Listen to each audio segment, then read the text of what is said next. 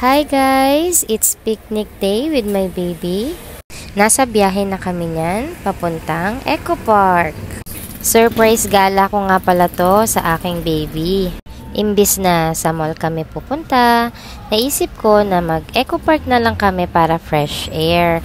At habang nasa biyahe nga kami ay napapayakap pa siya sa tuwa kahit na hindi naman niya alam kung saan kami magde-date. Ang sweet naman. At ayan, nakarating na nga kami dito.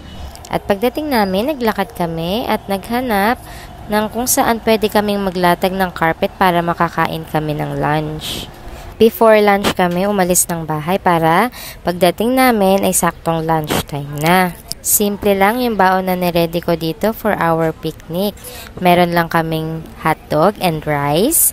Tapos nag-slice din ako ng watermelon. Tapos nagdala lang din ako ng tinapay para meron kaming merienda kung sakaling magutom ulit. Biglaan nga lang itong picnic na ito kaya ayun lang ang nakaya kong i-ready.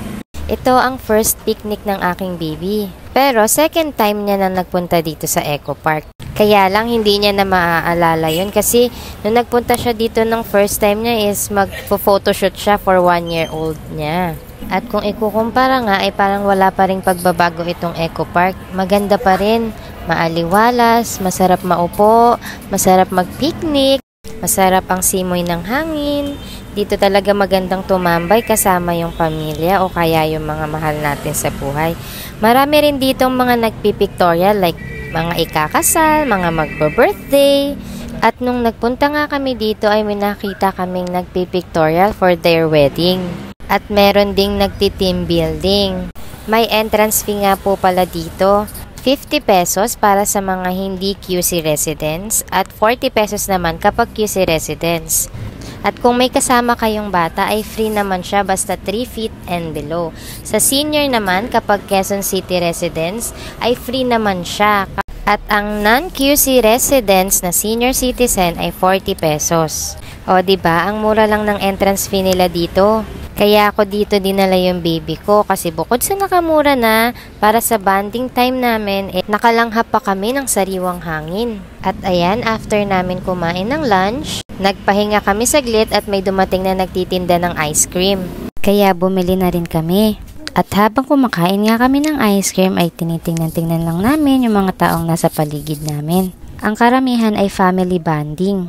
At after nga namin kumain ng ice cream, ayan, tumayo na ang aking baby para maglaro at ang naisip niyang laro ay mamulot ng mga tangkay ng mga puno.